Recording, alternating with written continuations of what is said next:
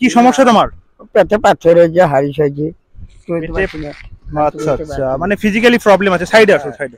মানে physically problem আছে আর কি, আকার এই জন্য অনেক কিছু পারে না।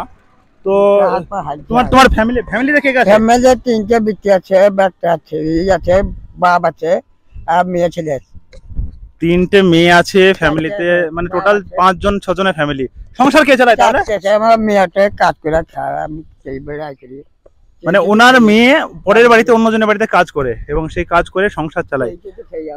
তো এইভাবে চাইলে কি চলবে সব সময়? কিছু একটা ছোট দোকান টোকান করুন বা কিছু ব্যবসা করতে পারছি না, আমি পেটে ব্যথায় টিকতে পারছি না। আচ্ছা, তো কি করা যায়? ওনার ওষুধপত্র কে কিনে দেয়? আমি নিজে কিন্তু খেতেছি, সেই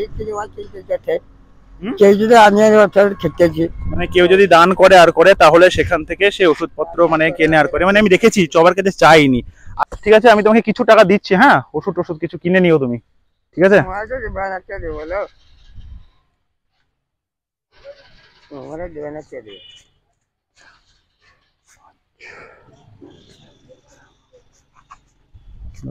এটা রাখো, ঠিক আছে? তুমি তুমি এটা কি করো বলো তো? তুমি এটা তোমার পেটের ওষুধ আছে, যেটুকু হয় তুমি কিনে নিবা, ঠিক আছে? হ্যাঁ ঠিক আছে, ওই সময় সব কিনতে হবে, খেতে হবে। ঠিক আছে, আমি যদি পরে দেখা পাই তোমাদেরকে, আবার আমি চেষ্টা করব, ঠিক আছে?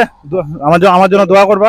বেশ, আল্লাহ ছাড়া কে আছে গো? অবশ্যই, সবই ওর রিজিকের মালিক আল্লাহ ছাড়া কে আছে? তাই না? আল্লাহ তো ভগবান। ঠিক আছে, তোমাদের পাশে দাঁড়াতে পারি সেরকম যেন আল্লাহ আমাকে সাপোর্ট করে, ঠিক আছে?